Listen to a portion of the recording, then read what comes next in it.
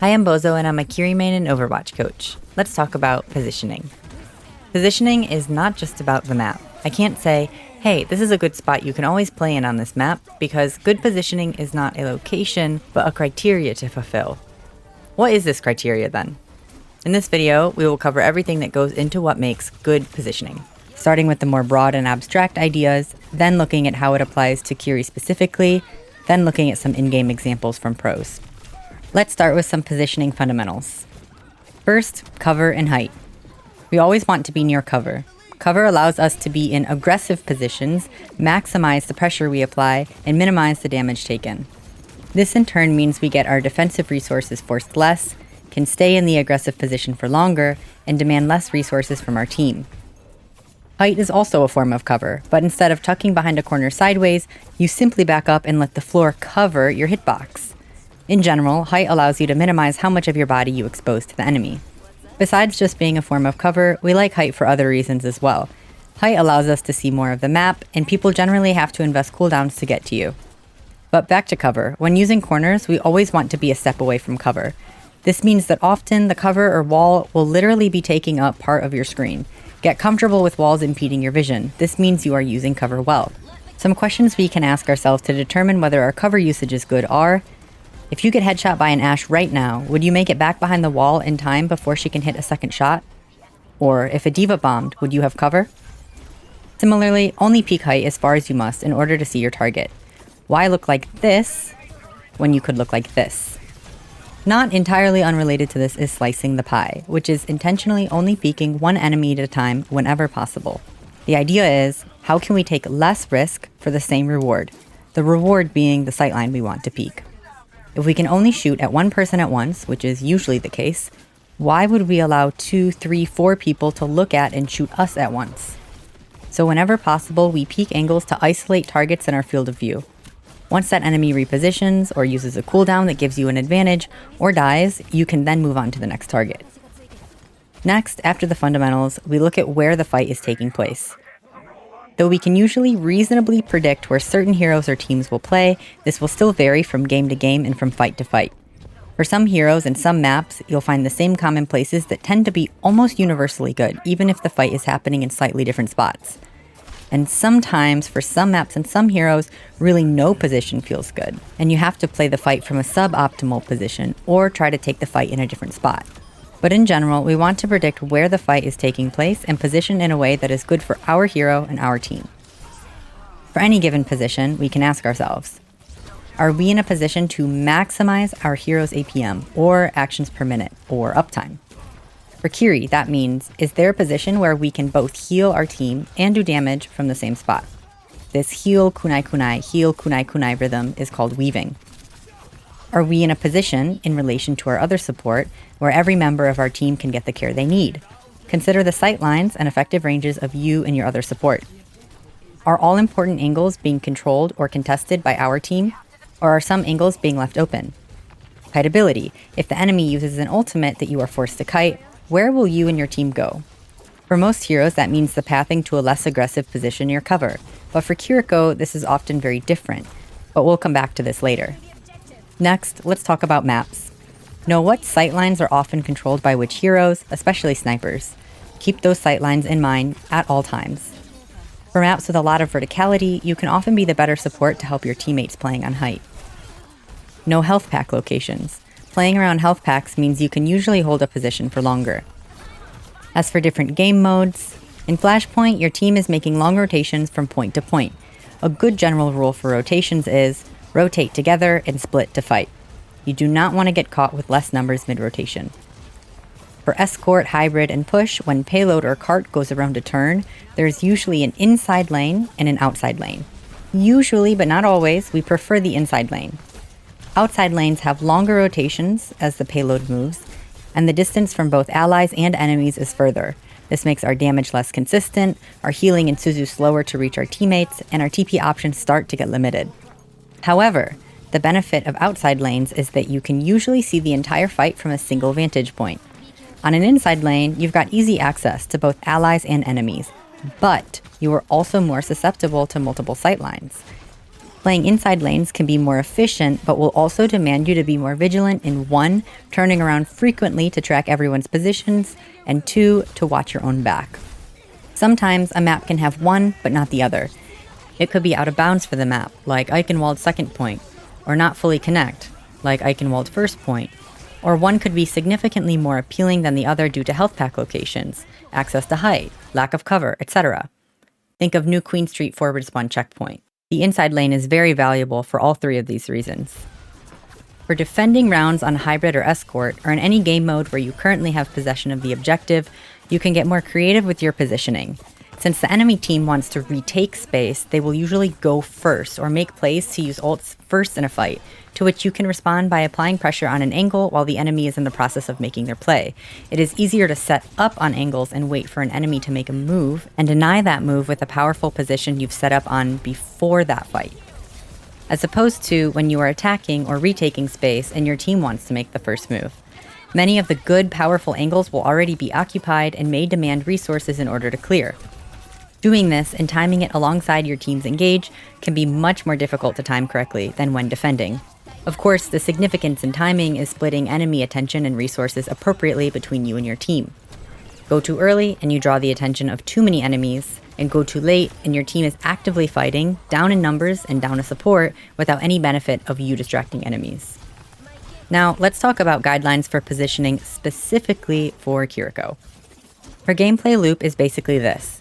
Start on an angle, ideally one where you can still help your team, look to do damage, force cooldowns, or maybe even get picks, then whichever of the 2 following things happen first, you must TP back to your team. 1. Your team is actively taking damage and you need to relieve pressure on your front line, or 2. The angle you're on is no longer safe. Whatever you do, you cannot die before the fight starts. Do not greed early fight TP plays. This playstyle can work in a lot of different scenarios, but in a coordinated environment where the enemy is calming you out and they have heroes to chase or follow up, this can get you killed easily. In ranked, you can get away with this a lot more. When you are making pre or early fight TP plays like this, there are 2 ends of the spectrum when it comes to the types of angles you can take. On one end we have safer, often further, less aggressive angles. You are less of a kill threat, you do less consistent damage, and you'll force out less cooldowns.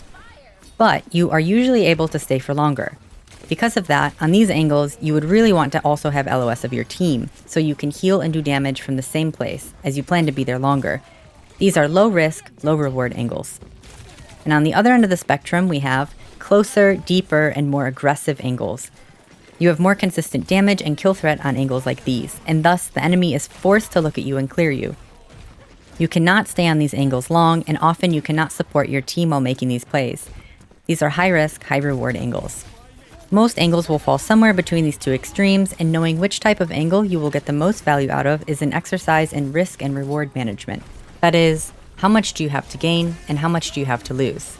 Do you have the advantage in a team fight, or are you down one? What's your team ult economy look like? In general, when you have the advantage, you can afford lower risk, lower reward plays. You have more to lose than you have to gain. When you are at a disadvantage, it's the opposite. You have little to lose and a lot to gain, so you can go for the high-risk, high-reward plays. When you have Kitsune Rush, often the greatest advantage you can offer to your team is being alive and in the team fight to use it when the time comes. So when you have Kitsune, you must play your life. But that doesn't mean you just have to play inside your team for that team fight. You can start on an angle like usual, but do not mess around about getting out in time. Before you've fully built your ultimate, if you are around 70 or 80% at the beginning of a team fight, you will generally get more value by staying with your team and farming ult charge, not going on angles. If you watch pro Kiri POVs, the way pros play when close to rush is noticeably different from when they are not close to rush. When Kit ult charge is low, that's the best time to go on aggressive angles and look for pre-fight poke. Something we haven't addressed yet about Kiri's take an angle TP out gameplay loop is the presence of other teammates on angles with her. When teammates are on angles with you, you can usually be more stubborn in holding angles and stay longer. This also affects the risk and reward of different positions. In general, if a teammate is in a position you like, and you being in that position is valuable for your team, based on the criteria we've discussed so far, it's usually a good default to +1 with a teammate, and this is usually going to be a DPS. What if you've got multiple heroes on different angles and you aren't sure where to go though? 2 things. 1, identify who's more likely to get help from your other support, And 2, identify who's in the more aggressive and therefore dangerous position and support that aggression. When +1ing, try to always keep your teammate in your field of view and do not walk in front of them. This way, you can do damage and continue to heal them. There's truly nothing like playing DPS and watching a Kiriko walk in front of you, neglect to heal you, steal your kill, and let you die. But what if your DPS are not taking angles? This is unfortunately something that happens often in lower ranks. Well, you need to take angles yourself, for 2 reasons. 1, not only does someone need to be there to hold powerful positions, if you don't, the enemy could. But also, when your whole team is stacked on one another, it is very dangerous for you because TP is usually your get-out-of-jail-free card. It's for your own safety that you must take angles. Speaking of TPing out, I mentioned earlier that kiting on Kiriko can be different from other heroes. For most heroes, they can usually judge how kiteable a certain position is by its safest pathing to less aggressive cover, as most heroes have to walk there or use a relatively linear movement ability to get there. For Kiri, you don't always have to consider this. Actually, you are more often going to predict your team's kiting, stay as long as you can while drawing some attention, and use them as a safe TP out. The main idea here is to bait the enemy to come to you, look at you, shoot at you, throw cooldowns at you, to buy your team time to get to cover. Then when they're safe, you can TP. You drawing attention helps them get to cover more safely, and them getting to cover quickly lets you get out safely, so you help each other. However, it can be very easy to greed this and stay too long. If you're going to bait the enemy, actually be bait and do not die for it. In general, on Kiri, you almost always want to be split from your team when kiting. We've talked about kiting or leaving a lost fight, but even during mid-fights, you can also position defensively on Kiri. Kiri is not bad at marking flankers, so if you have more fragile, less mobile heroes on your team who are at risk of getting dove, you can reposition to near where a diver is setting up and let your other support or that fragile teammate rotate away to a safer position. You're kind of saying, if you want to get to my so-and-so, you have to get through me first. Another thing to consider when thinking about positioning is rank. It is just a general trend that lower ranks tend to play more grouped up, and angles and high grounds are more likely to go uncontested. The good thing about that is, in low ranks you might get away with a more divey assassin playstyle, as angles are uncontested, there's no one to mark you, and the enemy backline is less protected.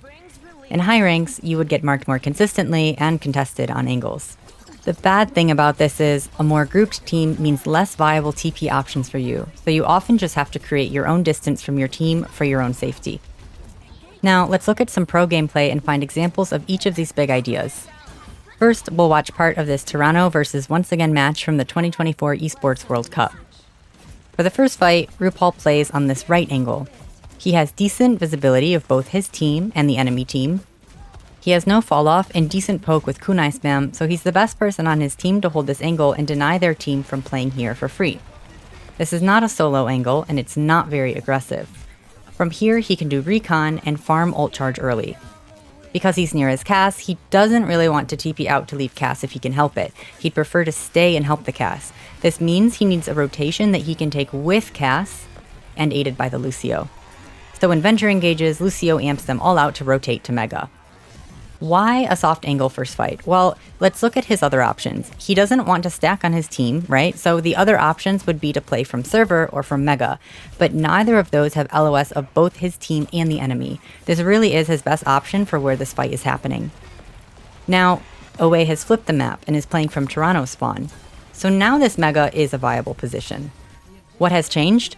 Where the fight is taking place. From here, he can help his diva hide and stabilize and then re-engage. Next, let's look at a match between Team Falcons and Zeta Division from the Soup Cup. Here, Falcons just lost first fight, and Kiri, Tracer, and Echo give up the point and get out alive. So they are playing slow and waiting for an ultimate or a pick to retake the point. Here, Fielder's priorities in his positioning are, am I safe? And how can I farm Kitsune? By healing and poking, healing and poking. Eventually, Falcons gets enough of an advantage in the HP trade that Zeta has to kite, stabilize, and then re-engage with Kitsune. Falcons kite this perfectly, but let's look at how Fielder plays this specifically. He does not greed that position. Falcons respect the Kitsune and immediately get out and give him a safe TP out. Earlier, we talked about baiting the enemy and TPing out, but he doesn't do that here.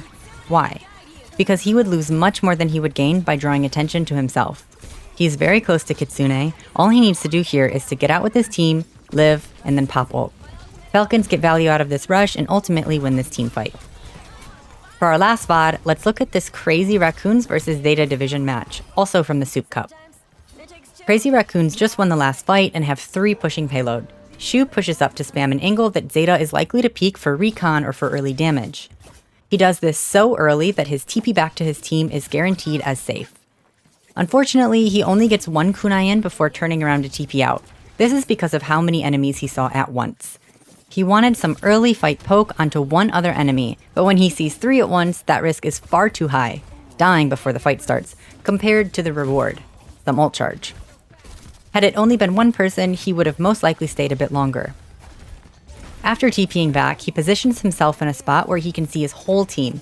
Who's pushing cart, who's main, who's playing in the left room, he can see and support all of it.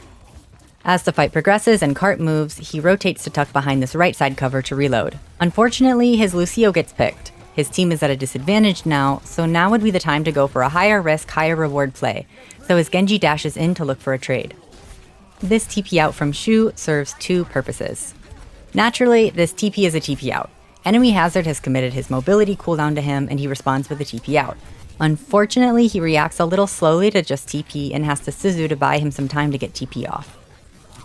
At the same time though, this is a TP in. He knows where he was before in front of that hazard, he definitely didn't want to be there. But maybe he can find some value in helping his Genji and look for a trade there. The rest of the fight in this room is very scrappy with lots of trades, but he was able to contribute to the fight from in here and get the final blow on Lucio before getting traded out. When he gets back to his team, he is 80% to Kitsune, and as we'd expect, he plays in his team to farm ult. I encourage you to look at high-level Kiri gameplay on your own and ask yourself, why are they in the spot that they are in? And then also look at your own. Pause at any point in a team fight and think, why am I here, and is there a better spot for me to be right now? Alright, well, as far as positioning for Kiriko, that's everything I've got for now. Please comment to let me know if you've got any other questions about positioning, and thank you for watching.